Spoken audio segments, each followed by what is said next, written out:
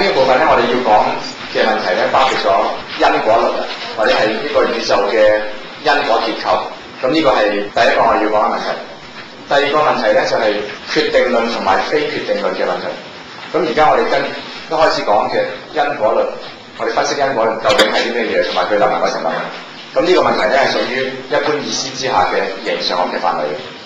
因果論咧會係平時我哋都會接受嘅，就算唔自覺啊。譬如我哋話種瓜得瓜，種豆得豆啊。凡事都有佢嘅原因啊。甚至譬如我哋睇一啲佛教嘅哲學咧，咁一般嘅講法就係認為佛教嘅哲學嗰個根底就係喺因果處，即係話佢認為咧，我哋而家所受嘅咧就係以前種落嘅因，將要受到啲咩嘢咧就係而家種落嘅因。咁呢個咧係一方面啦，但係最主要就係佛家佢講空嘅，佢認為呢個宇宙係空嘅咁啊。佢所謂空嘅意思咧，就即是萬事萬物都係由因緣湊合而成嘅。嗱，緣亦都係因啊，即係廣義嘅因。內因就叫做因，外因叫做緣。咁如果我哋將啲因包括咗外因同埋內因咧，咁即是話佛家認為咧，呢個宇宙萬物都係由因果而產生嘅。咁呢樣嘢如果佢嘅存在係依據或者依存於因果條件嘅話咧，咁呢樣事物咧就係空嘅，即係意思話咧佢無自性嘅，即係佢冇一個永恆嘅獨立嘅本體。譬如一隻杯咁，一隻杯之所以成立一隻杯咧，係由各方面嘅因果嘅條件實現咗啦，於是就有呢隻杯。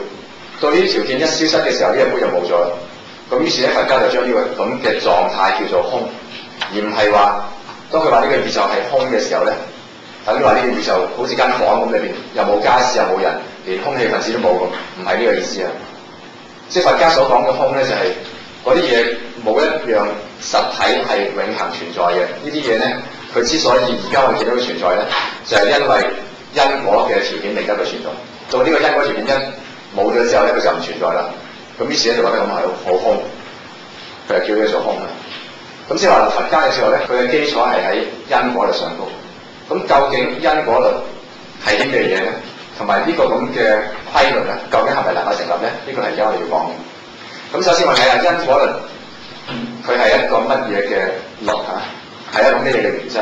咁因果論用好簡單嘅方式嚟表述咧，就係凡事情都係有原因嘅，凡事情嘅出現，凡事物嘅存在都係有原因嘅，同埋每一樣事物嘅存在咧，都係有呢樣事物存在嘅嗰一個或者嗰一組原因。嗱，第一樣咧就係話凡事物嘅存在都有原因。再進一步講咧就係凡事物嘅存在都有一啲特定嘅原因。所謂有特定嘅原因咧，嗱，如果我哋話咁嘅，有啲瓜咧之所以會產生咧，係因為你種瓜咁樣啊。咁但係有時咧就係呢啲瓜之所以產生，因為你種豆，你種豆就會產生瓜。但係呢個瓜咧佢都係有原因嘅，係由於你種豆，咁咧都叫有原因嘅喎。但係咧就未足夠，所以咧嗱，第一步就係話凡事物嘅存在都係有原因嘅。第二步咧就係凡事物嘅存在咧都係有佢所有嘅原因係一啲特定嘅原因嚟嘅，即係話種瓜得瓜，而唔係咧種瓜得豆。即係話任何事物 E 嘅出現咧，都有一組條件 condition C 咧就能夠導致 E 嘅出現。咁 C 咧就叫做 E 嘅原因。咁呢個就係因果論啊。有冇問題？到呢度為止。凡事物都有原因，並且啲原因係特定，係一定嘅原因嚟嘅，唔係話今日就係咁嘅原因，下次就係唔係咁嘅原因，而係另一啲原因咁啊。咁呢個就唔係因果論所要講嘅。嗱，事必有因，好簡單，大家都明啦，係嘛？我再講啲嘢，我本來想解釋清楚啲，但係大家嘅理解可能反而被 confuse 咗咁樣。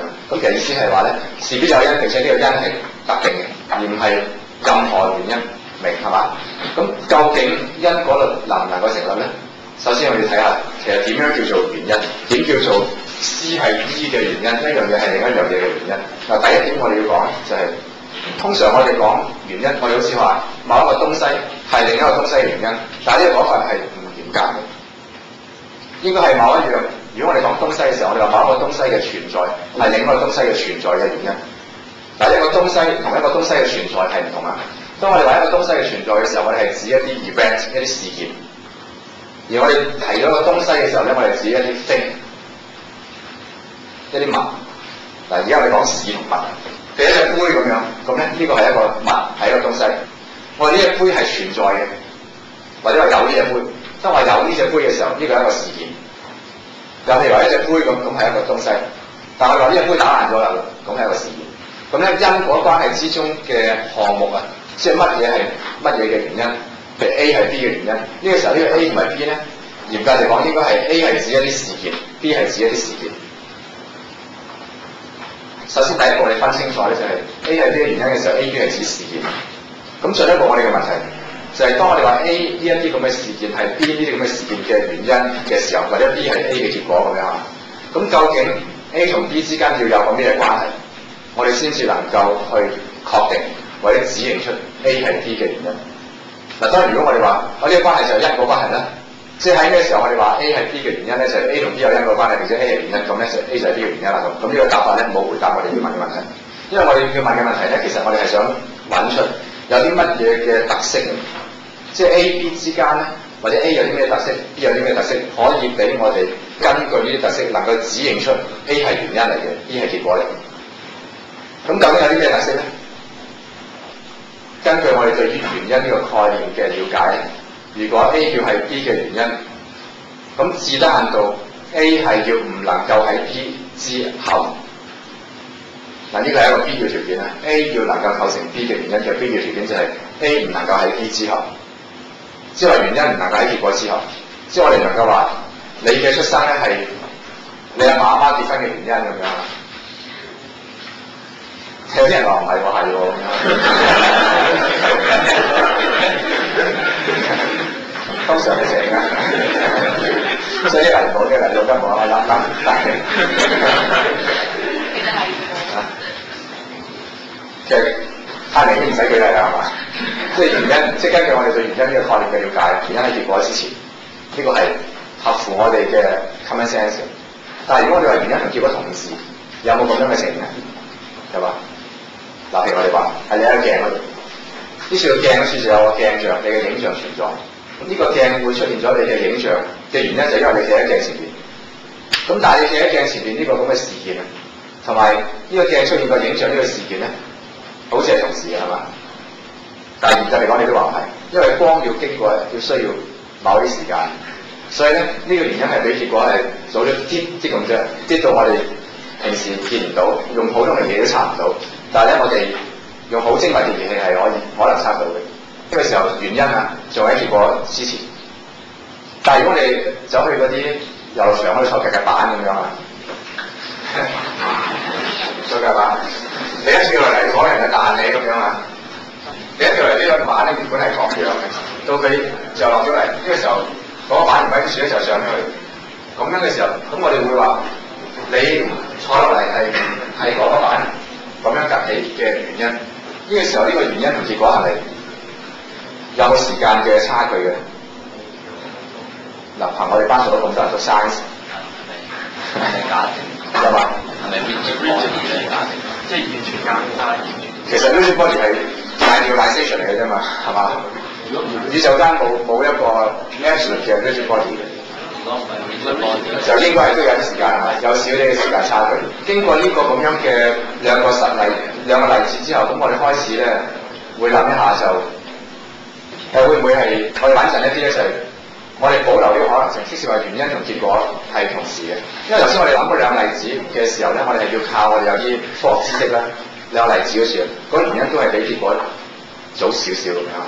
但係我哋唔能夠擔保咧，通常我哋叫做 A 係 B 嘅原因嘅嗰啲 A 同 B 之間嘅關係咧，所有嘅例子都係咁嘅，就係 A 係 B 之先，我哋唔能夠擔保呢樣嘢，係嘛？因為我哋通過頭先嗰兩個例子咧，我哋只係表示話，就呢兩個例子嚟講，我哋能夠經過考察之後，我哋發覺呢兩個例子都係咁嘅，就係原因先過結果嘅。咁樣行唔得住㗎，係嘛？除非我哋將所有可能嘅例子將佢列舉晒出嚟，然後考察所有可能嘅例子，同埋考察結果都係原因先係結果嘅。咁咧，咁我哋就可以咁講。但係而家我哋冇考察晒咁多例子咧，我哋為穩陣起見，我哋話咁咧，原因同結果，即係要成為原因嘅必要條件咧，或者先決條件咧，就係原因唔遲過結果。嗱，呢句話講冇錯係嘛？好啦，咁我哋話一個條件就係原因不後於結果，因不後於果。但係單單一個事件唔係後於另一個事件，呢一點啊，顯然不足以構成前一個事件係後一個事件嘅原因。又明顯啦，係嘛？兩件事佢可以係同時發生，或者係先後相續，但係冇呢個因果嘅關係。咁所以咧，如果我哋要話某一啲嘢佢係另一啲嘅原因，佢除咗要滿足呢個先決條件之外，有啲咩條件要滿足咧？咁用我哋嘅 common sense 嘅諗法咧，咁我哋可能會認為 A 同 B 呢兩個事件之間要有因果關係咧，係需要 A 咧嘅出現啊，係能夠令得 B 出現嘅。即係除咗喺個時間上都有呢個關係，即係 A 唔後於 B 之外咧，仲要令得。嗱，可能我哋會咁以為喎，用我哋 common sense 對呢個原因嘅了解咧，我哋會咁覺得因果咧係嗰個原因令得個結果產生啊嘛。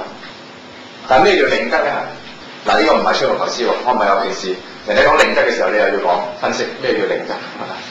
即係當時環境之下，我哋夠用啦，我哋可以唔使追問落去啦，咁我哋唔追問。但係而家我淨係要分析緊嗰啲概念嘅時候咧，咁我哋係要搞清楚咩叫令得。平時我哋叫做令得嘅例子 A 係 B 嘅原因 A 咧令得 B 產生嘅咁，我哋將啲例子攞嚟睇下，考察一下，究竟喺啲例子嗰處嘅乜嘢嘢我哋叫做令得？平時我哋就會當我哋認為 A 係 B 嘅原因嘅時候，我哋先至會話 A 令得 B 產生。嗱，咁即使冇用嘅話，即係循環咗嘅喎。嗱，點叫 A 係 B 嘅原因咧？咁 A 令得 B 產生，但係點叫令得咧？就當 A 係 B 嘅原因嘅時候，我哋就叫 A 令得 B 產生，咁啊循環咗。如果我哋唔要咁樣循環，即係話我哋如果唔要首先確定咗 A 係 B 嘅原因，然後先至話 A 令得 B 產生。我哋單係要考察令得呢個咁嘅關係。咩叫令得啊？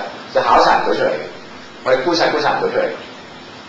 我哋睇下係咪？我哋叫因果嘅嘢，我哋觀察唔到有啲叫做令得嘅嘢啊。呢個原因就令得呢個結果產生，觀察唔到。同埋仲有咁喎，平時令得咧，好似係我哋用得，譬如我哋有一個意志嘅，我希望嗰啲嘢咁樣。於是咧，我哋做咗某啲 decision， 或者我做咗某啲事，就令得嗰啲嘢係咁，好似係咁係嘛？我哋令得呢個字會唔會咁用？我而家 test 緊，我唔係喺度逐段咁講話，一定係咁啊 test 緊大家對於令得呢個 concept 係咪咁樣？定係唔係限於咁樣？係咪呢個？唔限於咁係嘛？咁我當唔限於咁啦，即係當冇呢個 P 嘅條件，即係冇一定話 P 令得 Q 嘅時候，呢個 P 咧要係有一個自由意志有個人喺度嘅咁樣。唔一定啊 ，OK， 冇呢個條件。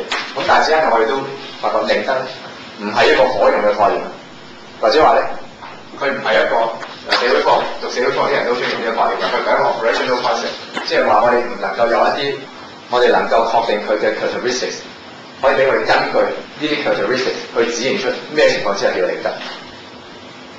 咁如果唔能夠用令得呢個 concept 去界定因果咧？咁我哋仲有啲咩辦法咧？咁喺科學上高嗰啲科學家，佢哋嘅做法咧，佢哋會係咁樣，佢哋係通過喺邏輯上都好有明確嘅界定嘅幾個概念啊，就係必要條件、充分條件同埋充裕條件。通過呢啲概念咧，去界定因果。好啦，乜嘢係必要條件咧？每當 A 呢一種事件出現嘅時候 ，B 呢一種事件就會出現嘅。咁 A 咧就叫做 B 嘅充分條件。每當 B 唔出現嘅時候 ，A 就唔會出現㗎啦。咁 B 咧就叫做 A 嘅必要條件。凡係當 A 出現嘅時候 ，B 就出現，並且當 B 出現嘅時候 ，A 就出現啦。咁樣咧 ，A 同 B 之間咧就叫做 A 係 B 嘅充裕條件，同埋 B 係 A 嘅充裕條件。有冇問題？呢度冇係嘛？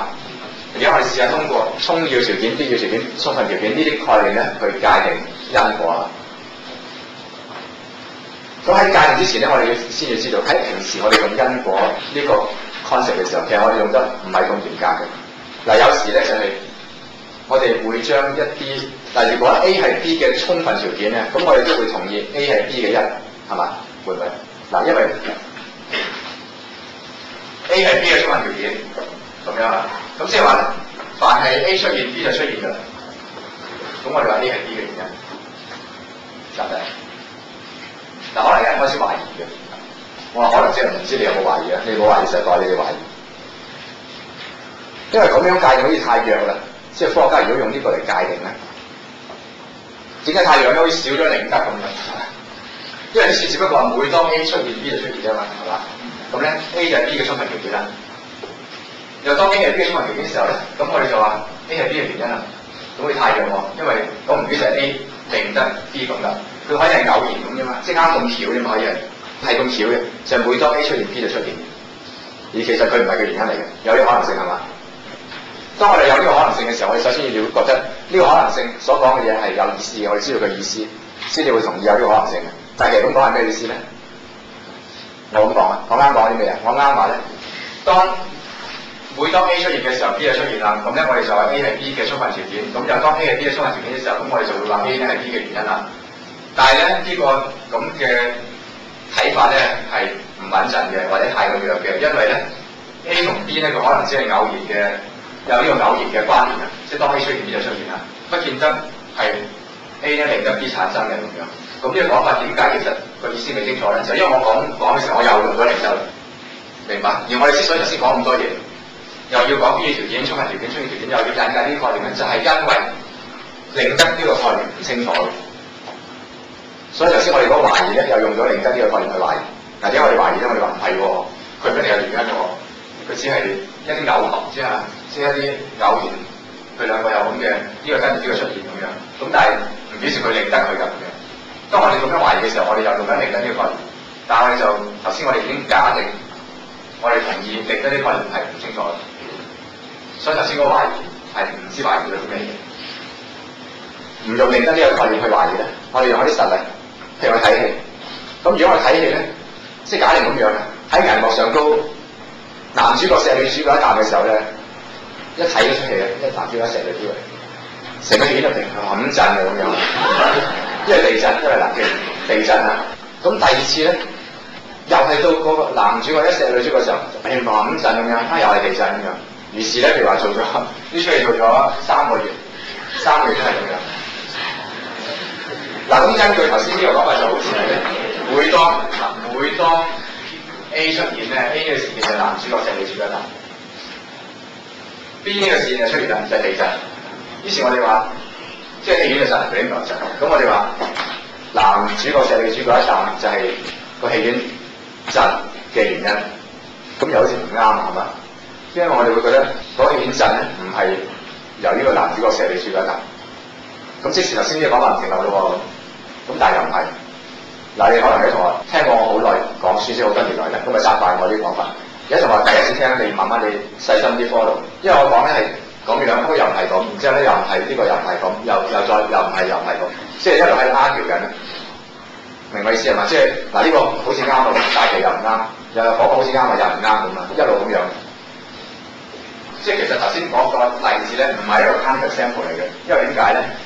因為我哋只要你一路觀察落去，頭先我話做咗3個月都係咁，到第4個月嘅時候就發覺唔係啦，原來咧就呢個男主角錫女主角啖咧冇地震。如果係咁嘅話咧，咁即使唔係 for always 唔係所有嘅情況之下都係咁。但係如果大家話，假如真係所有情況之下都係咁，你一路做，永遠做咗100年嘅觀察或者實驗即係你開呢個出戲嚟影啦，佢都係咁嘅咁。咁我哋話呢個時候我哋就話 A 係 B 嘅原因，根據我哋嘅原因呢個借用法，即係話譬如從古至今都係咁嘅。你一影一出戲，一影到呢度咧，嗰個戲院就震㗎啦。咁我哋係會同意咧。影嗰出戲呢個咁嘅鏡頭會係地震嘅原因，我哋係會同意。而家我哋之所以覺得冇理由，係因為事實上就唔係咁，我哋 common sense 知道唔係咁，所以我就覺得冇理由。如果你想象下你從細個出世，同埋你問你阿爺，你問你阿爺嘅爺，個個都係觀察到都係咁樣嘅，就係一影呢出戲咧就地震㗎啦咁樣。咁我哋係會認為咧，呢個鏡頭係地震嘅原因嚟嘅。可能我哋仲會即係科學家仲會去揾出點解有呢個咁嘅因果關係，呢個係遲一步嘅事，但係我哋係認為有呢個因果關係。嗱，假定咧，凡係食煙仔餅嘅就會生 cancer 嘅咁樣啊。從古以來都係咁啊，你嚼下煙仔餅咧，一日食過10支煙仔餅或以上咧就會生 cancer， 唔到30歲就生 cancer 咁樣。咁啲科學家係會於是就宣佈啦，就話科學家經過長期嘅調查咧，得到一個好確實嘅結論啦。就係食煙仔餅係生癌嘅原因，咁譬如我哋再問點解煙仔餅會生癌咧？嗰個我而家未知前進一步研究緊。不過我而家就知道就係食煙仔餅係生癌嘅原因，因為我哋經過譬如話1000萬個次觀察，毫無例外都係咁咧。咁於是我哋就話有一個因果關係。以上我所講咁多嘢係想 support 科學家佢咁用呢個因果嘅概念咧，呢個用法係合法嘅，係有理由嘅。因為你做過咁多次觀察實驗都毫無例外咁咧，逢 OX 凡 X 出現咧，凡係 AX 嘅時候就 BX 㗎啦咁樣嚇。咁咧咁我哋係會認為 A 係 B 嘅原因，同意係嘛？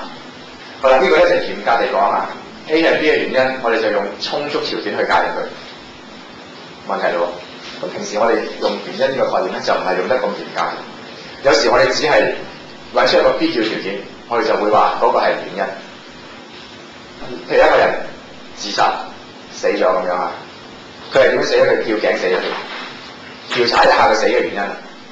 或者話你睇嗰啲報紙賣，有人經過啲金鋪打劫開槍，流彈誤傷，打中佢個心口，咁咧就死咗。咁驗屍官報告咧就係佢失血過多嘅，係嘛？話佢心臟穿咗個窿啦，諸如此類。咁但係其實呢啲咁嘅原因咧，驗屍報告之後佢話嗱，佢嘅死因喎，死因研究庭都係講咗死因嘛，研究佢死嘅原因。但係呢個時候講原因咧，佢就唔係頭先我哋講嘅嚴格意思嘅一個充足條件，唔係咁樣，佢只係一個必要條件。中大呢個石富堂大火咁樣啊，火燭。咁火燭嘅必要條件係啲咩嘢咧？就係嗰時嚇，唔係嗰啲係定義嚟㗎，係嘛？嗰啲機具要有氧氣啦，係嘛？因為如果冇氧氣，一定唔會火燭。我哋整個報告出嚟話石富堂之所以火燭咧，係因為有氧氣。咁又好似怪啲係嘛？而家咧，如果我哋話單係提出一個必要條件，我將呢個必要條件佢當佢係稱呢個係原因，咁我哋都覺得咁怪啲咧。咁平時我哋唔自覺嘅，唔察覺到某一個時候嘅用法就更怪。如果咁樣叫怪，因為譬如我哋話石富堂大火點解啦？原來因為某人喺個演講完之後抌咗啲喺地下度，就燒著咗啲紙，嗰啲紙咧就燒著啲女同學嘅裙。嗰女同學咧就驚惶失措亂走，咁就燒到第二啲人好逼咁樣啊！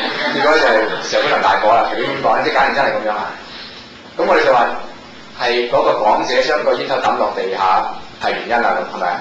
調查報告會咁樣嘅。咁呢個時候咧，我哋覺得奇怪，因為你抌煙頭落地下咧，又唔係火燭嘅充分條件，又唔係火燭嘅必要條件，即使佢連必要條件都唔係添，但係我哋都會話係原因。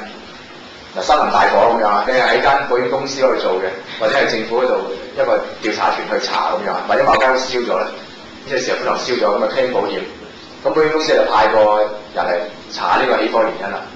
咁最後尾翻到報告就話，起火嘅原因咧係因為中大有氧氣咁啊，空氣中有氧氣嘅，咁我就會被炒魷魚嘅。但係如果佢話，因為咧某個講者咧將口煙頭抌落去，嗱，假如事實上係咁樣，係將口煙頭抌落地下，結果咧就燒咗一個坐喺旁邊嘅女生嘅裙，一路越係越搞越大咁樣啊，就火燭啦咁樣，即係假定個實情真係咁啊。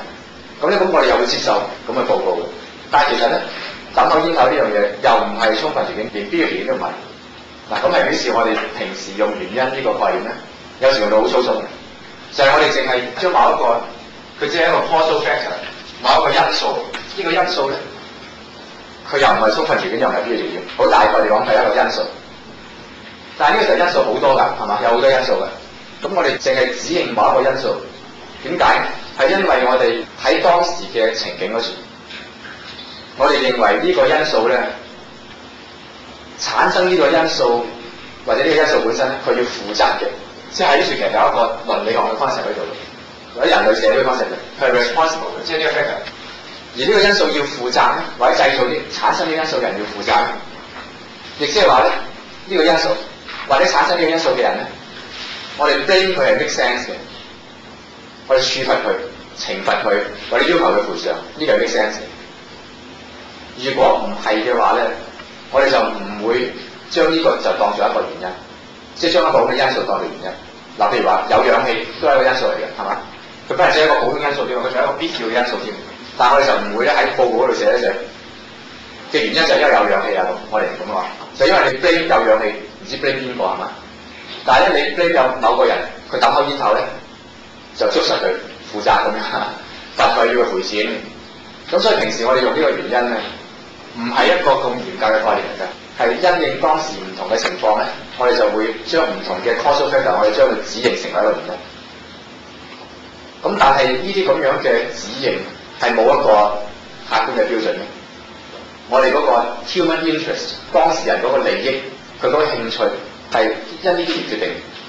咁而喺科學嗰處咧，要盡量避開呢一啲咁樣嘅 subjective 嘅影響。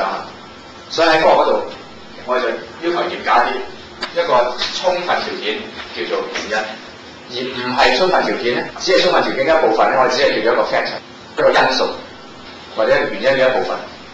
好啦，我哋分析咗乜嘢係喺科學上高我哋可以嚴格地用嘅原因概念之後咧，咁我哋可以通過呢個概念去了解咩因果律啦。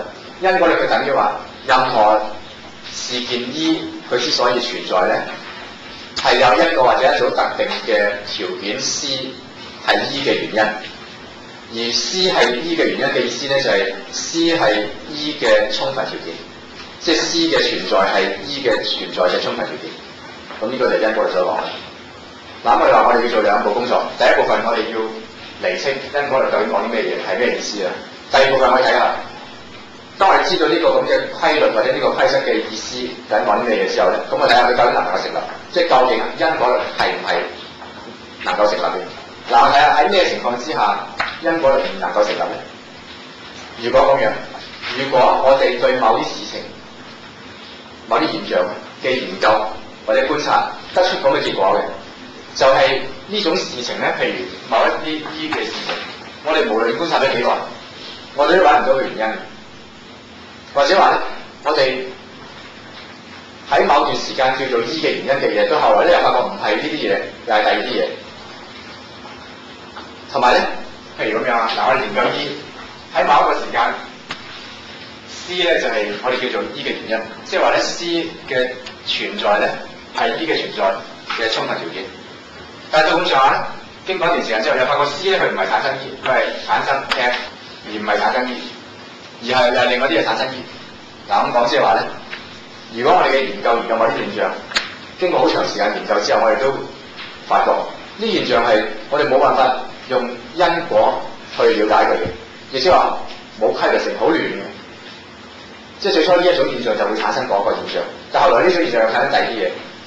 如果現象又係第二啲嘢會產生係咁樣，亦即係話用最平時嘅講法，最初我哋就覺得種瓜得瓜係喎，但係到一段時間就唔係種瓜又唔得瓜，種瓜得第二啲嘢，有種第二啲嘢得個瓜咁樣啊，成日咁樣。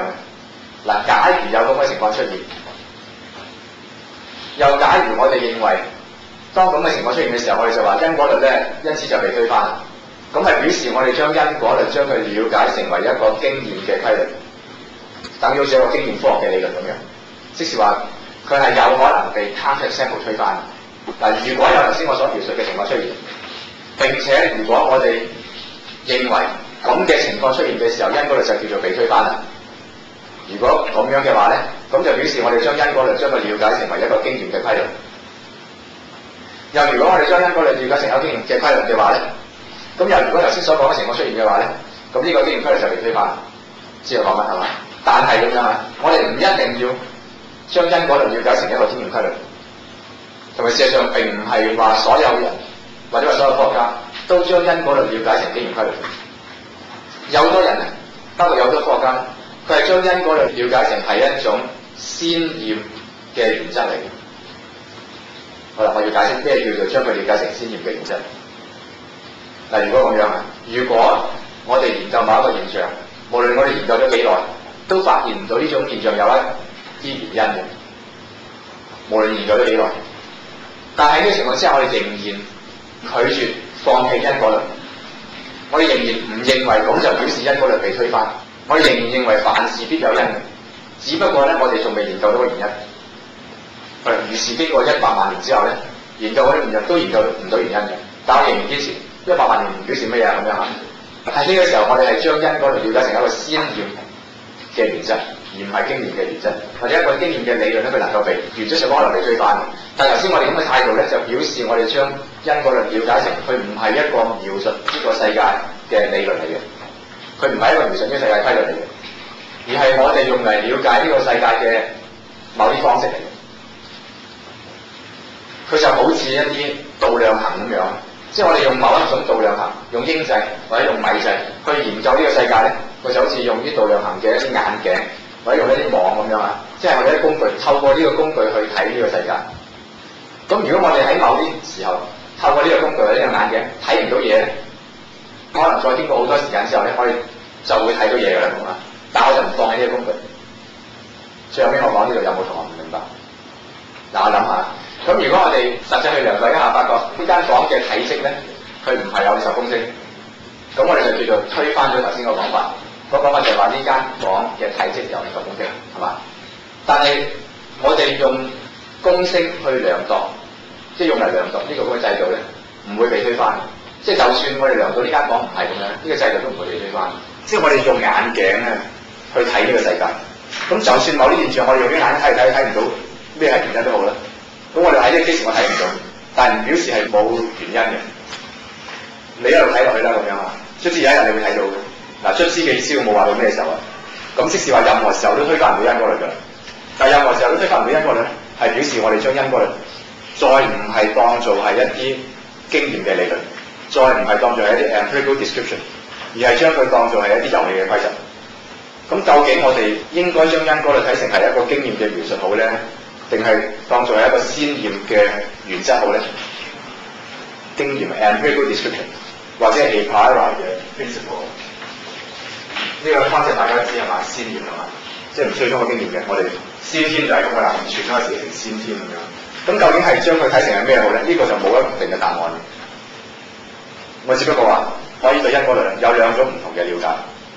好啦，而家咧我哋將因果律將佢了解成為咧係一個經驗嘅描述，即是佢描述呢個世界嘅，即係話呢個世界係咁樣嘅，呢個世界結構係咁嘅，就係佢係具有因果性，或者話呢個宇宙佢具有 causal structure 因果嘅結構，亦即係話呢個宇宙係咁樣嘅，就係點樣咧？就係所有嘅事情依任何事情依，佢都有一組特定嘅條件 C， 呢組條件 C 係依嘅原因嚟嘅，亦即係 C 係依嘅充足條件嚟嘅。我哋咁描述呢個宇宙，先將呢個因果律睇成係第一個解釋。好啦，如果我哋睇成第一個解釋，咁我哋就會碰咗一個問題，就係事實上因果律係咪成立嘅咧？係咪真嘅咧？我哋問緊係呢個世界係咪真係咁樣嘅喎？嗱，如果我哋第二個解釋，我哋將因果律了解成先驗嘅原則咧，咁我哋等於話，我哋問要唔要接受因果律咧？只不過等於我哋要唔要用因果律去玩，即係要唔要採取呢個遊戲規則，就唔表示呢個世界有啲咩結構嘅。明我意思？我接受，譬如話我接受英制，或者我接受米制，無論你接受係英制好或者米制好咧，你去量度一啲嘢咧，完全唔反映你所量度嘅嘢究竟有幾大嘅。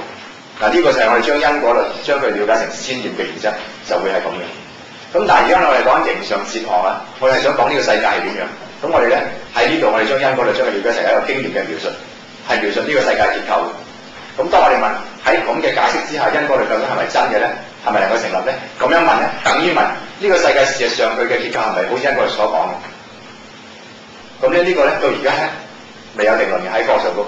嗱，譬如通常有啲講法就係或者量子論嘅世界裏邊咧，喺微觀嘅世界裏邊啊，單個嘅粒子咧，佢嘅行為係唔遵守因果律嘅。讀 physics 嘅人知道呢樣嘢係嘛？但係佢嗰個份量咧送到係愛因斯坦嘅咁佢都唔認為量子論係 final 嘅，佢認為只不過我哋而家嘅知識嘅 limitation。嗱，如果係咁咧，咁我哋即係我哋外行嘅人咧就冇下一個結論，就係話嗱，嗰啲喺呢方面嘅頭號嘅專家，佢哋都有唔同嘅睇法嚟嘅，咁我哋保留先，最穩陣嘛。咁即係話，究竟呢個世界係唔係出呢有呢個 causal structure 嘅？即係呢個世界嘅現象係由因果論加成嘅，譬如我哋叫做即係符合因果論嘅。咁喺於是我哋唔下一個結論。嗱，我哋要下結論，呢個唔係哲學所做嘅嘢喎。知唔知點解？而家我哋將因果論了解成一個經驗嘅理論啊嘛。咁我哋話呢個世界係咪好似因果律所描述嘅咧？咁呢個問題等於問呢個經驗嘅理論，即係因果律係咪真嘅咧？咁問呢個經驗嘅理論係咪真咧？就唔能夠由哲學佬坐喺度諗下就諗到出嚟，就諗唔到嘅。咁應該就睇下啲科學家點睇。但喺科學上高咧都未有最後嘅定論嘅，所以我哋暫時唔理。唔理我哋又唔安樂啦，係嘛？讀哲學嗰啲人，我哋話咁樣啦，最安樂就係我哋話如果佢真咁係點樣？如果佢唔真就點樣？嗰個最穩陣係嘛？即係睇下嗱，如果因果律真嘅，咁啊點咧？如果佢唔真嘅，咁就點咧？呢個時候我哋所碰到咧，哲學上嗰叫做 determinism 同埋 indeterminism 嘅問題，就係決定論同埋自由意志或者係決定論同埋非決定論 determinism 同埋 indeterminism。我希望你哋記得喎，由而家開始啊，以下我哋講嘅因果論係喺經驗嘅解釋之下嘅因果論。我哋問因果嘅究竟能唔能夠成立？呢個係一個經驗嘅問題，唔係哲學所能夠回答嘅。不過咧，我哋喺用哲學分析嚟睇咧，我哋就唔係問佢成唔成立，而係問話如果佢成立嘅話就點？如果佢唔成立嘅話就點？呢個就係而家我走到邊一度啦嚇。咁如果佢成立就點咧？咁如果唔成立又點咧？如果佢成立嘅話咧，咁決定論就成立 ，determinism 就成立。因為點解咧？個理由好簡單啊！咩係決定論咧？就係決定論認為呢個宇宙間萬事萬物都係咁嘅，就係呢樣事物嘅出現係由原因導致嘅，同埋所有事物都有個原因嘅，亦即係話 every event has a cause。呢個就係決定論嘅一個陳述嘅方式啦。即係譬如決定論啦，事必有因，再講簡單啲。不過咧，呢個必字大家要小心啊！佢唔係話邏輯上都必然嘅意思啊，其實即係話凡事都有因。我哋呢個必字咧係用翻中文古文裏邊嘅必字嗰個意思，即係唔評價嘅。我哋嗰啲古人講必咧都冇邏輯嘅必然性嘅，嗰啲叫必嘅。嗱，譬如你哋問一啲嘢，我話事必然啦咁樣啊，唔係表示話呢樣嘢咧係有邏輯必然性嘅，即係話係咁樣咁啊，事必然。咁呢啲事必有因，即係話凡事皆有因。知唔知點解我仲要搞清楚呢度啊？因為如果我唔搞清楚呢度咧，你哋又可以諗下咩叫必嘅，即係有因同必有因有啲咩唔同咧？係嘛？嗱，譬如我話呢件事發生咧。係嗰個原因造成嘅，同埋咧我話呢件事發生必定係嗰個原因造成嘅咁樣，有咩唔同咧？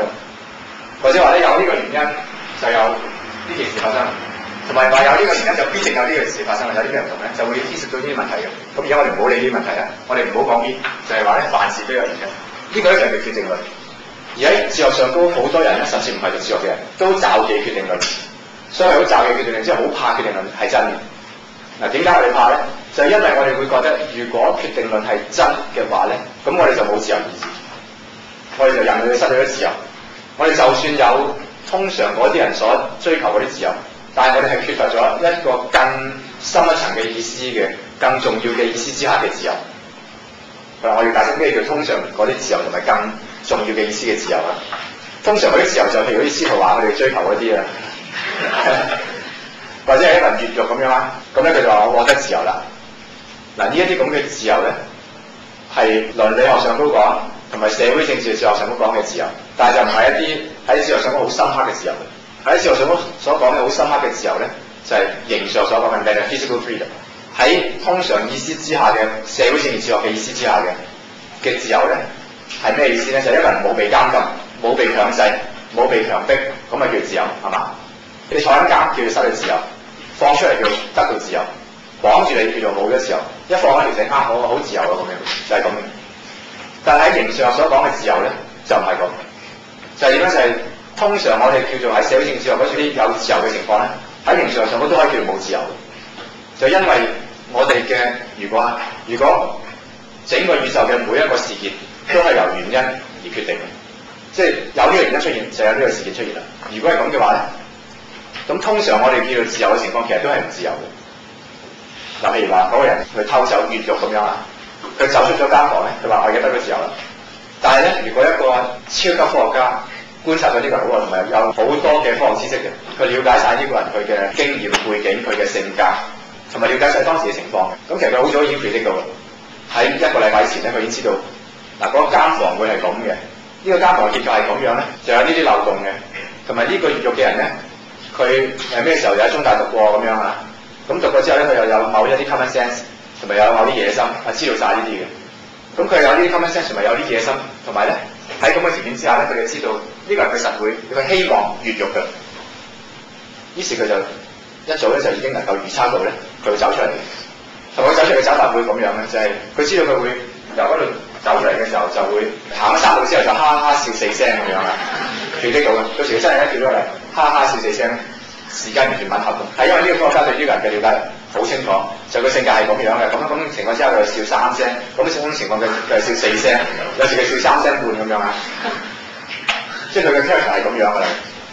咁所以咧，就算呢個人佢得到社會政治哲學上所講嘅自由都好啦，但係一個更深一層嘅意思之下嘅，即係 metaphysical 嘅意思之下咧，佢仍然係冇自由嘅。如果 determinism 係成立嘅話，得唔得？嗰啲事有冇咩問題？問題係嘛？但係咧 determinism 又好似係，就算我哋叫咗微觀世界唔講啊，最多係喺宏觀世界處係成立㗎，係嘛？我哋唔會認為邊樣嘢係冇原因嘅，我最多認為我哋唔知道個原因，但係我都認為有原因嘅。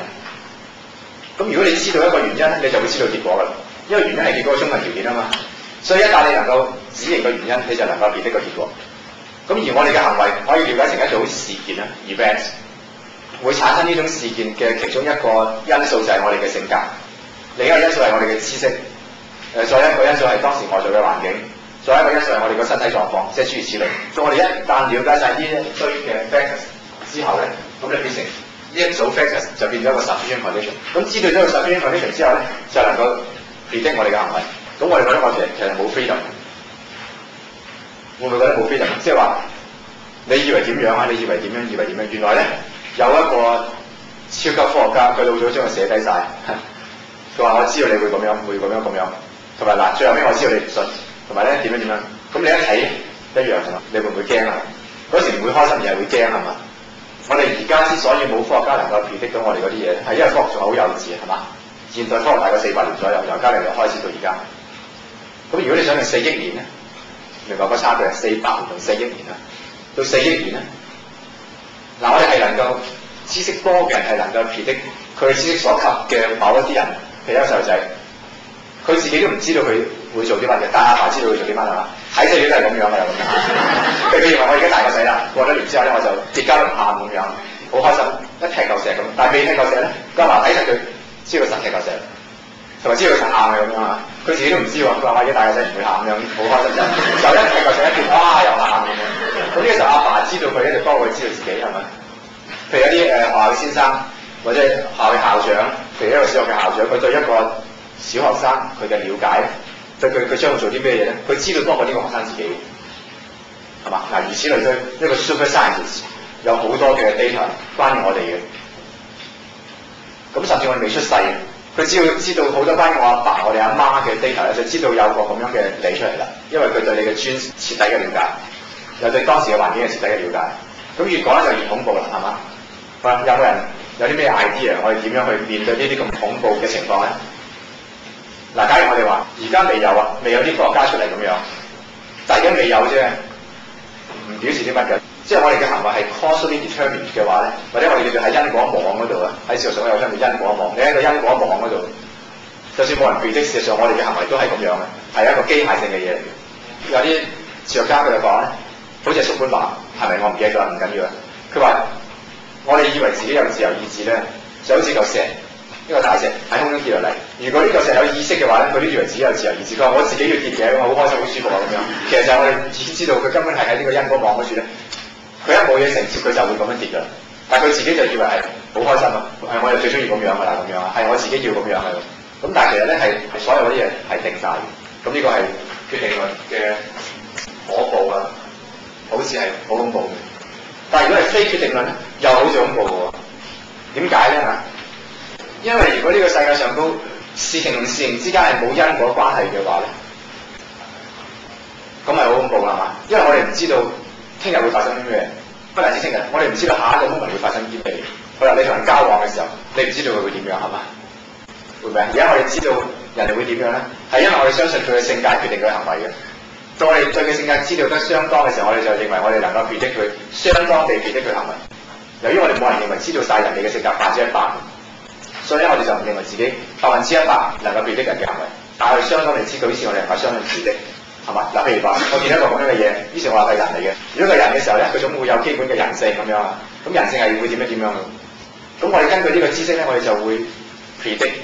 就算我哋唔係自覺地，我哋都會不自覺地 predict咧，佢會點樣？會點樣？會點樣？唔係咁 predict嘅話咧，點解你唔驚你隔離嘅人忽然間哇咁鬧你幾下？或者好似 Dracula 咁樣吸血僵屍咁樣就咬你嘅頸。嗱，大家你望下隔離，你好可能喎，大家條頸突出嚟㗎，係嘛？你點解唔驚咧咁？嗱，如果隔離係隻獅子咧，你係驚啦，係嘛？你驚佢及你一下。其實就因為我哋知道獅子嘅 character 咧係會咁樣嘅，係佢幾可能會及你一下嘅。但係人咧就通常就唔會及你一下嘅，係咁啊嘛，係嘛？嗱，有識字話咧，冇我哋之所以有安全感，我哋之所以能夠喺呢個世界上嘅生存咧，其實又 depends on causality。呢次咧係一個最大嘅，就我所知，哲學上最大嘅兩難，就係決定論同非決定論。如果決定論就好似我哋冇 freedom，如果非決定論咧，我哋唔知點樣生存，喺一個恐怖嘅世界，同埋跟住咧喺呢個恐怖嘅世界上，我哋亦都冇 freedom。即係如果決定論我哋冇自由，非決定論我哋都冇自由，因為點解冇自由咧？呢個時候嗱，點叫自由？就係你要做啲咩嘢就做到啲咩嘢，係嘛？喺呢一點上我哋叫自由嘅。你想做嗰啲嘢做唔到嗰啲嘢唔叫自由㗎，係咪？嗱，譬如話我想走出間房，但係走唔到出，喺呢點上嗰個叫做唔自由。你想隻手喐嚟喐去，但係俾人綁住咗，咁喺呢件事上都叫做唔自由。雖然你想，但係你做唔到，就叫做唔自由。咁即係話，如果要自由咧，就係你想做嗰樣嘢，咁你又能夠做嗰樣嘢，咁喺就嗰樣嘢嚟講，你叫自由嘅。但係如果呢個世界係冇因果結構嘅時候咧，咁你想做嗰樣嘢就做唔到嗰樣嘢嘅。我哋唔知道你會做到啲咩嘢，係嘛？你想飲水咁樣啊？平時我哋就拎隻杯啊嘛，係嘛？上手一拎咧，第一手會咦咁樣去咗嘅，咁又冇自由嘅。咁即係話，如果決定論我又冇自由，如果非決定論咧又冇自由，咁有咩辦法咧？譬如話喺微觀世界就單個粒子嚟講咧，佢唔遵循因果律嘅。但係喺宏觀世界處咧，我哋所見到嘅事物都係遵循因果律嘅。如果咁樣啊，有冇人唔知道我講啲咩嘢？知係嘛？道斷圖處都聽過啦。好啦，咁我哋喺宏觀世界事情上高咧，就唔係非決定論咯。但係呢個時候就係決定論，因為你我避開非決定論，又會走去決定論嗰處嘅。而兩個都係 undesirable 嘅，佢都有 undesirable 嘅 consequence。如果係人嘅意志咯，一係個獨立個體，就可以有啲唔依據因果論嘅思想。follow 到，你再即係如果 X 唔係 follow 呢個因果論啦，係我咧，我哋單單叫做人嘅意志。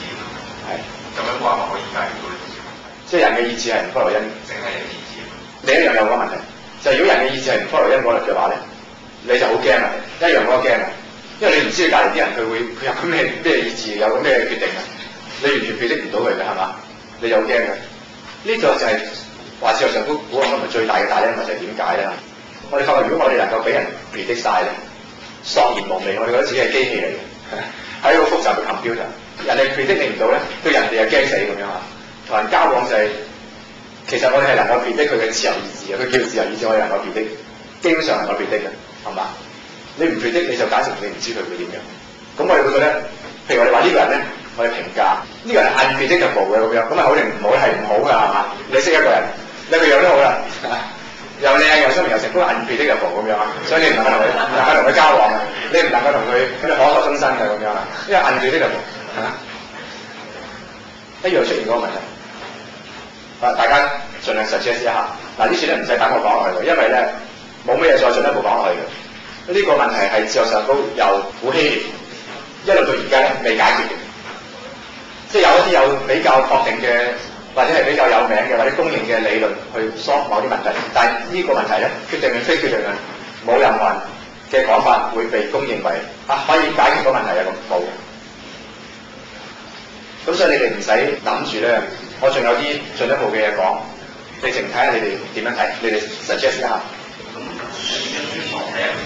或者都要冇所謂第一個原因。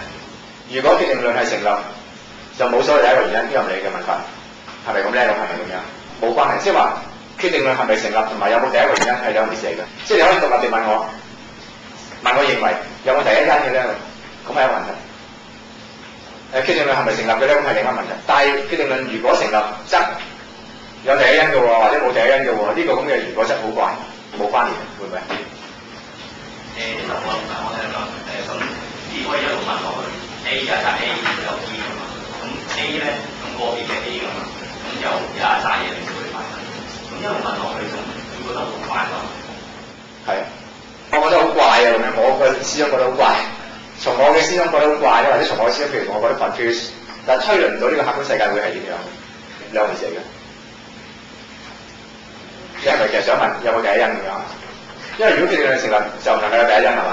得，會話嘅理由係咁樣啊。如果每樣嘢都有咧，係仲有一個條件就係原因同結果唔能夠係相同嘅，即係唔能夠譬如有啲宗教徒咁樣講，上帝係佢自己原因咁樣，違反咗原因結果嘅 concept 嘅，因為嘢唔能夠叫 self cause 咁樣，自己係自己原因其實唔 make sense。嗱，如果咁嘅話咧，即係 A 係 B 嘅原因嘅一個先決條件就係 A 同 B 唔係 identical。如果咁樣咧，咁又如果我哋話 every event has a cause 嘅話咧，咁又如果決定論成立嘅話咧，咁咧就冇第一因啊。跟住咧，冇第一因咧就係我，你覺得幫想像？幫想像係嘛？係。但係如果有第一因，你又一樣幫想像嘅，係嘛？嗱，如果我哋有第一因，就唔好理決定論嘅問題，或者叫做一啲弱一啲意思嘅決定論咧，就除咗第一因之外，所有事物嘅發生都有原因嘅，我哋唔可以咁樣啦，係嘛？即係除咗一點之外，咁樣你一樣就好難想像嘅。即係個第一因佢本身就冇原因嘅，咁係第一因咁樣啊？咁你第一因咧？咁之前咧咁冇喎，咁樣嚇，又難想像。因為佢同樣就好似我哋話時間有冇第一個 moment， 如果有咧又難想像，冇又難想像，好似係咁樣。其他同學有冇咩問題？好啦，咁我哋而家碰到呢個大 dilemma 咧，我哋應該點樣面對？嗱，我哋話呢個大 dilemma就係從古以來之後到而家解決唔到。雖然仲有好大喺度熱烈地討論啊，即係希望解決到，但係我睇都解決唔到。分開兩點嚟睇啦。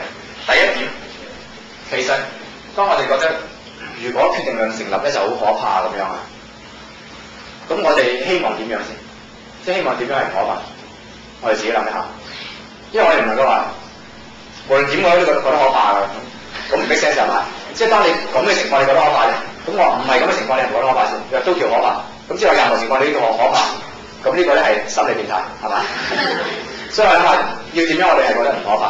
嗱，而家我俾一個答案而係話，我suggest一啲我哋落咗堂之後你自己翻去諗嘅方向啊，諗咩嘢？你覺得決定論可怕，但係點樣你覺得係唔可怕咧？第二咧，點叫做自己？即係點叫做我？譬如有好多嘅 factors 聚合埋咧，呢個咧你係叫做我，然後由於說咧，你會做好多事，即係呢啲係你所做嘅事情咯。咁我哋覺得，如果決定論係真咧，我哋好似好唔滿意嗰個情況啊。但係係咪真係咁唔滿意咧？譬如我哋嘅行為係由我哋嘅性格決定嘅，亦即係話呢個係一個自由嘅行為係嘛？係你要咁樣做啊嘛。但譬如話係我哋嘅性格，係我哋嘅好惡所決定嘅，亦即係佢係原因嚟嘅。我哋嘅性格同埋我哋嘅好惡，我哋嘅思想，即係你自己。嗱，你係啲咩嘢咧？唔會淨係一個抽象嘅 nothingness 係嘛？其實就係你嘅性格、你嘅思想、你嘅經驗諸如此類嘅一個總和，就叫你啦。咁如果你嘅行為係決定於你嘅，亦即係話你嘅行為係存在一個咁樣嘅你，呢個咁嘅 event， 即係你存在咁樣啊？呢個 event 就係你嘅行為嘅原因嚟嘅。如果咁嘅時候，咁我哋正係叫做我哋係自由嘅係嘛？就因為我哋嘅行為係出自我哋自己。咁所以又應該唔係恐怖嘅。嗱，乜嘢係恐怖咧？我哋會覺得恐怖係因為呢個我咧，又係另一種原因就決定咗我㗎。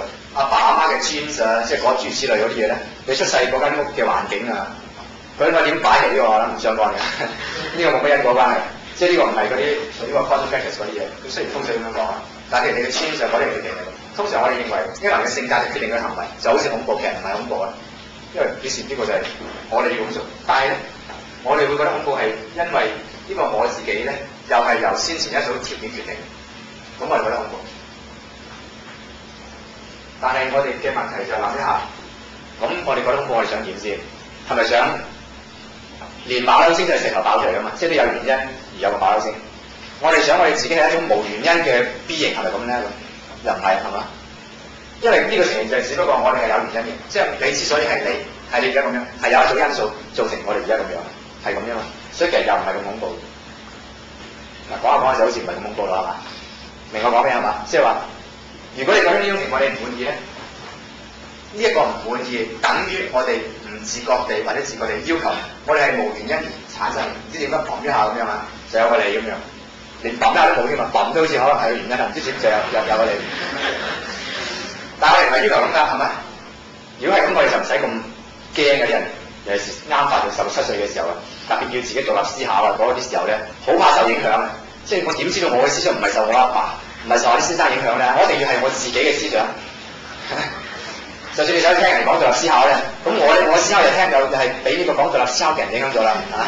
其實佢想點咧？唔知佢想點嘅話，唔使咁驚啊！譬如話，你咧所有嘅嘢就來自啲 genes 啊，來自你讀嘅書啊，來自咩嘢？係咧係有原因啦，但係結果呢個就係你啦，係嘛？咁應該係開心㗎，唔使咁擔心。但係如果唔使咁擔心，咁點解喺哲學上都仲會係擔心決定論嘅咧？好啦，我哋就驚咩咧？呢個時候我哋驚有個超級科學家，佢能夠估到晒我哋驚呢樣嘢係嘛？嗱，第一我哋驚實際上都有呢樣嘢，第二就係實際上都冇咧，我哋原則上都可能有喎，以前我哋就驚係咪？譬如你驚一個叫納卡嘅上帝咁樣，納卡係一個好有名嘅數學家同物理學家，好犀利嘅納卡嘅人咁樣，咁佢叫納卡嘅魔鬼。納卡佢嘅建構嘅宇宙模型咧係 deterministic，係有 causal structure 嘅。咁你喺呢個咁嘅宇宙嗰處咧，你只要知道咗個 initial condition， 甚至你唔需要知道 initial condition， 你只要知道任何一個橫切點，你就可以倒翻轉頭追晒所有嘅 state， 以後計晒所有嘅 state。咁呢個係一個納卡嘅魔鬼呢叫做。咁我哋驚有個咁樣嘅嘢，或者驚原則上都有咁嘅嘢，係嘛？我哋仲係仍然驚決定論，我哋驚呢樣。假如決定論真係相信嘅決定論，咁樣你而家之所以驚，亦都係即係之前決定咗個實際上究竟係有乜嘢好驚？嗱，呢個時候你講決定咧，你就記住，凡係你講決定之後有原因。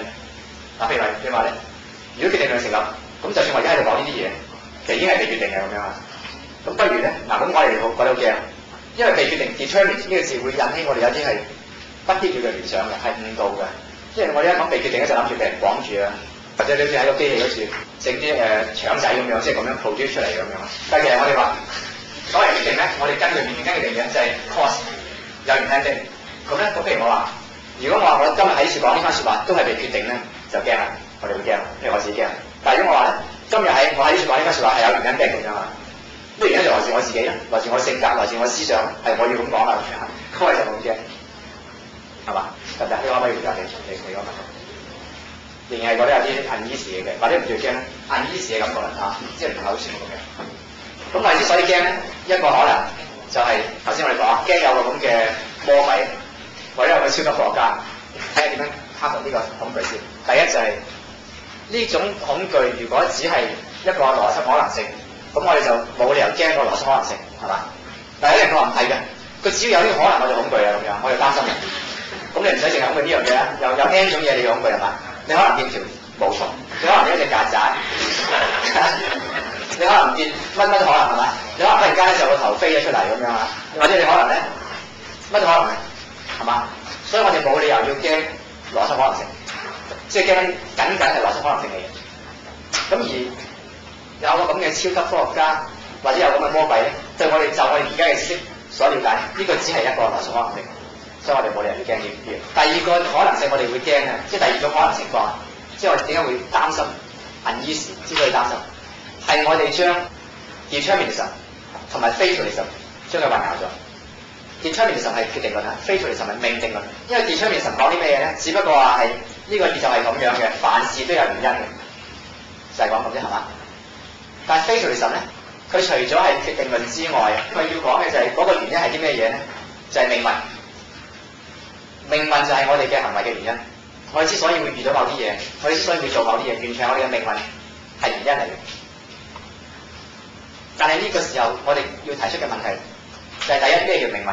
命運係指啲咩嘢？如果所謂命運咧，就係指上帝或者一個超級魔鬼，咁咧，我哋對於一個超級魔鬼嘅存在，我哋唔使驚，頭先已經講過啦，係嘛？呢個係一個超級科學家。而家我哋所講咧係只係一個 mere possibility、logical possibility。如果係上帝咧，你自己諗驚唔驚啊？唔一定係嘛，有啲人驚，有啲人唔驚，有啲人覺得好難忍受。即係如果我哋將會做啲咩事，我哋會遇到啲咩嘢，完全個原因係來自上帝嘅。即係上帝喺做我哋之前啊，老早啊，即係我哋阿爺出世前，再之前，上帝已經定晒㗎啦。亦即係嗰啲原因已經擺晒喺度嘅，咁我哋可以幫佢忍受，有啲人咁樣，但係有啲人咧覺得，如果唔係由上帝安排，佢就幫我忍受，明白？即係有啲人覺得，我哋樣嘢由上帝安排，你幫我忍受，但係有啲人咧覺得唔由上帝安排，佢幫我忍受，因為佢覺得我點啊咁，佢一定要由人哋決定咗咧，佢就安心啦。我今日俾嘢剝咗下個頭，上帝嘅意思啫，即係上帝定嘅呢樣嘢，我哋安心係嘛？有啲人咁樣，但有啲人就覺得好唔舒服。我曾經係唔係咁樣啊？盤古初嘅時候，上帝已經定咗今日我就會俾個穿跌穿個頭咁樣，覺得好鬼冇癮。但有啲人咧就覺得唔係咁咧就好冇癮啊！咁究竟係點樣？呢個就唔係一個事實嘅答案嚟嘅，睇下你嘅 psychological mode 係點樣，你係一個點樣嘅人，明白嗎？即係呢度唔係一個理論嘅問題嚟嘅，因為我講晒兩個可能性啊嘛。一種可能性就係上帝決定，你就覺得有人；一種咧係唔係上帝決定，你就覺得有人，即係處處係咁樣。咁如果呢個 fate 咧係指所謂 fate 命運就係指上帝，咁究竟係咪可怕咧？睇你點睇咧？如果呢個 fate 係指魔鬼，可唔可怕咧？我隨便講，有啲事我冇諗過啲問題。所以 fate 就係由魔鬼決定咧，可怕應該係嘛？點解可怕咧？因為魔鬼 by definition 係衰嘅，係㗎。根據定義，魔鬼有好嘅又有大能力就叫上帝㗎啦，係嘛？根據定義啊嘛，所以魔鬼一定係衰嘅。而好嘅嗰邊即係上帝咧，佢又唔理嘅，或者佢一係唔理，一係佢冇辦法理，知唔知啊？但係如果我哋嘅行為，我哋所遭遇嘅事都由魔鬼決定，而世界又有上帝嘅話咧，咁就弊啦，係嘛？呢個時候表示上帝咧，一係唔理我哋，一係佢欲理無從啊，佢無能為力嘅，愛莫能助啊咁樣啊，咁有弊啦。咁所以如果我哋嘅 fate，所謂 fate 嘅意思即係由魔鬼決定，咁就大事不妙，係咪？所以相反我哋好似冇任何人有理由指出我哋嘅命運由魔鬼決定嘅。嗱，我而家講嘅係話咧，如果我哋將天命論同命定論混淆咗咧，我哋就可能擔心。不過咧，我哋而家睇下，就算係命定論，我哋其實指啲咩嘢㗎嘛？如果所謂命定係指上帝決定，咁就點？魔鬼決定咁就點樣？咁最後尾咧，如果所謂命定啊，又唔係上帝，又唔係魔鬼，就有一樣嘢就叫命運本身啊，非乎自己。呢個時候我哋咧又唔係擔心，又唔係唔擔心，人哋係有喺度要擔心時候，因為我哋唔知咩叫非，喺呢個意思之下嘅非，唔知係咩意思。好啦，咁我哋今日就到呢度為止。新時候，因為我哋唔知咩叫非，喺呢個意思之下嘅非，唔知係咩意思。好啦，咁我哋今日就到呢度為止。